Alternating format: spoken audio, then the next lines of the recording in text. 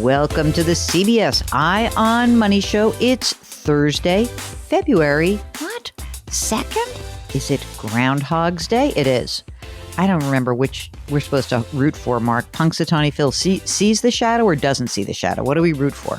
A sunny day means the groundhog will see his shadow. This is taken as a sign that the next 6 weeks will bring wintry weather. So if he sees his shadow, that means more winter. If he doesn't see his shadow, that means an early spring, I guess. Yeah, I guess. It's all nonsense, but it's fun. The best part of it is when the groundhog usually jumps and attacks somebody's face, right? Right. Or poops right as it's about to go on the air. That's so good. Fabulous.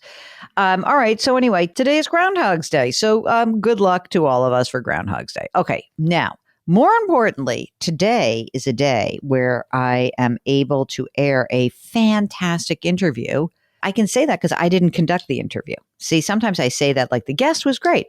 I was the guest. This is from last weekend, CBS Mornings, CBS Saturday Morning, the program, which is anchored by Michelle Miller, Dana Jacobson, and Jeff Glor. They interviewed me about The Great Money Reset, my new book. It was really kind of a fun and quick, but a good recitation of what the book is all about. Let's air this, and Mark and I will talk on the other side of it. So here is my segment from Saturday, January 28th, and it was about my book, The Great Money Reset. In the movie Jerry Maguire, Tom Cruise plays a powerful sports agent who puts his livelihood and reputation on the line by leaving the company he helped build in order to pursue a more fulfilling career path. While that may seem like Hollywood going out on a limb a little bit, more and more Americans are attempting something kind of similar, leaving behind stable but time-consuming jobs in hopes of finding a better work-life balance. CBS News business analyst Jill Schlesinger out with a new book on how you can make that change. It is called The Great Money Reset. Change your work, change your wealth, change your life. And she's here to impart some of that wisdom with us this morning. Good morning. Good morning. That was the sell, Jill. I love it. I love the idea. So you basically say the main theme, it's not that it's financial advice, it's rethinking our lives. So explain that, first of all. Well, this happens often when you have a big life event, a birth, a death, a divorce. Right. These things come up. But it was amid the pandemic that I was just inundated with questions on my podcast, on my radio show, after appearing here, and people saying, I'm just really feeling out of sorts. I feel like not just my work-life balance is out of whack, but more like, is this the way I want to live? And how can I use my money, or how can I use my options in a better way? What is the vehicle to get to the next place? Essentially, how can I reset? You got a little personal here, Jill. Just a little bit. Tell us about what your friend told you and that little pink notebook adage. So here's the pink notebook. Just want to show it to you. So I have a very dear friend, Maureen, who worked at BET, very great colleague and friend. And when I was going through a personal transition, I was an investment advisor, a money manager, and I wanted to go into media full-time. Very successful one. Yeah, thanks, man. It was interesting that I was really feeling a little down about that part of my life. And I said to Maureen, you think I can do this media thing full time? She goes, you need a pink notebook. I'm like, what's the pink notebook? She goes, well, you get a pink binder, you have the different sections. And she says, here's the hard part for most people. You can do it easily. It's the money part. But everything else, you're going to interview people. Maybe you were a guest with Jeff Glor once. Maybe Michelle Miller interviewed you. You're going to talk to all these people. You're going to fill up your notes. And you're going to contemplate, what would it look like to have this life in another career? Mm-hmm. And it was really important. I mean, look, the numbers are incredibly important, and we'll talk about that. But it's the idea of, where are you going? What are you trying to get to? The Jeff Glor interview 10 years ago may have pushed things over the top. Definitely. I don't know, but I'm just saying, you write, in times of transition, there is one thing that can fight mounting anxiety better than a therapist or a drink. What is it? Cash. And what I mean by that is that for a lot of people, having an extra large safety net amid a transition is incredibly important. Mm-hmm. And I mean cash in a liquid, accessible account, a bank account, like a savings account, a checking account, a money market, a short-term CD, or a government bond. Why is this so important? You guys always hear me say 6 to 12 months of emergency reserves of your expenses. That's what you need. You need even more when you're making a transition, because as you feel anxiety, it's absolutely going to help you get through through that anxiety. Real quick, 5 steps to make the financial reset. And I mean real quick. Okay, number 1, figure out your resources, your assets, your income. Number 2, your liabilities, your debt. Number 3, consider your housing situation. Number 4, you need to really track your spending. And finally, make sure you are cool with all the obligations you've made to your family members, because your reset is impacting a number of people in your life. Now, you can do it, you say. The big question is, should you? How do you distinguish? I think that a lot of people go through this process, and no matter what the outcome is, you're going to feel more in control. But many people will say, I look at this, I look at the best case, I look at the worst case, I look at the middle case, and you know what? I'm actually okay where I am. I'm pretty good. And staying put is absolutely fine.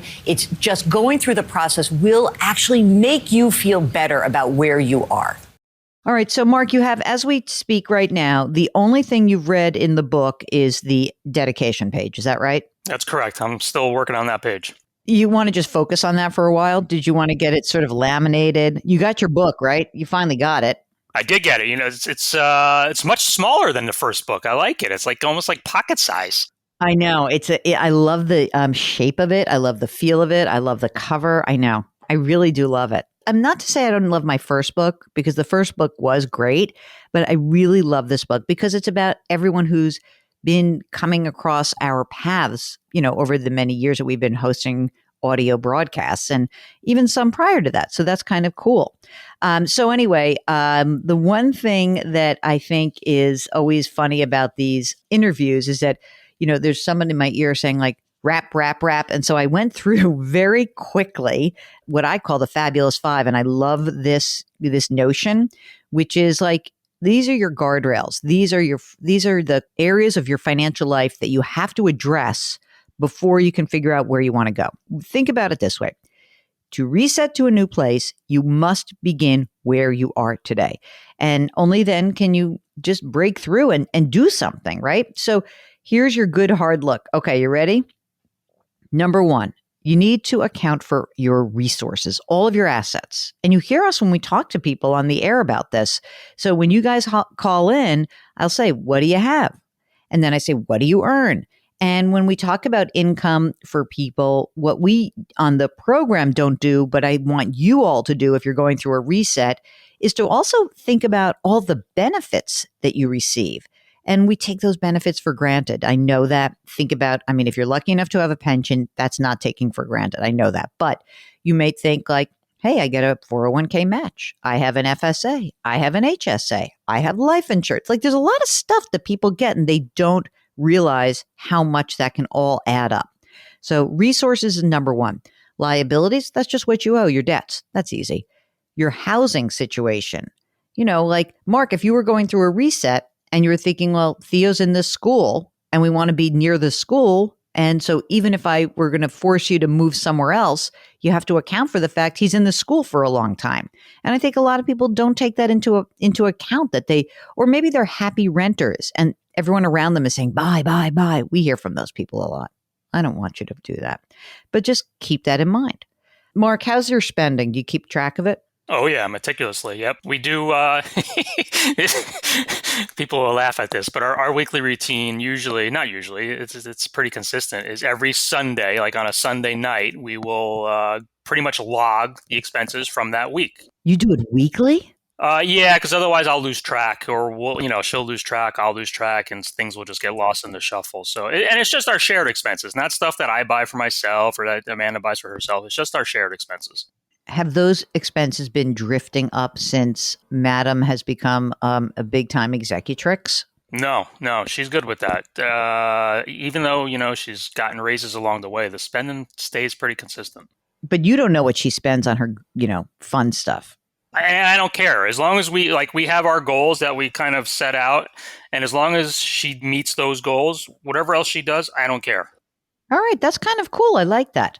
So resources, liabilities, housing situation, spending, and your obligations. And I think this is a really important one, Mark, because I think post-pandemic, a lot of people were like, I made obligations to people that I'm not sure I can keep. And we've heard from them. One of our favorite callers of the pandemic was this guy who came on the air with us and talked about being in debt and living in New York City and being in private school for his 3 kids and all the things that were, I mean, he had basically had obligations, and we were like, blow up those obligations. I mean, I don't know.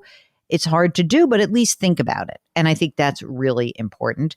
Also, I think it's important as we have older parents, and I think this was really glaring during the pandemic.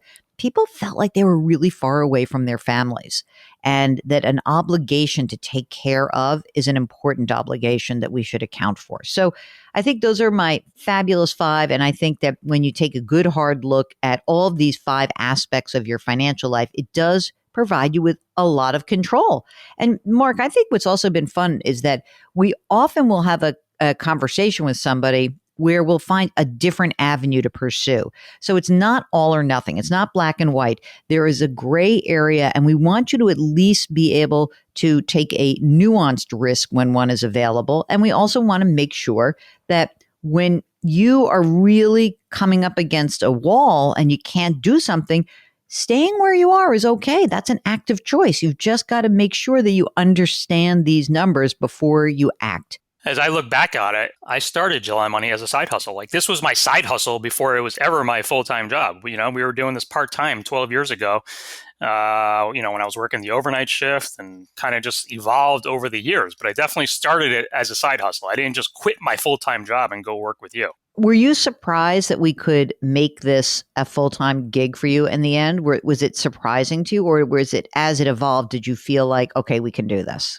I mean, it was always my hope and my dream that it would turn into something full-time, but I honestly didn't know if it ever was going to happen. And you mentioned pensions before. Like, I was at a job where if I stayed come retirement, I would have had a big fat pension like many of our callers, but it just, for me, it wasn't worth it.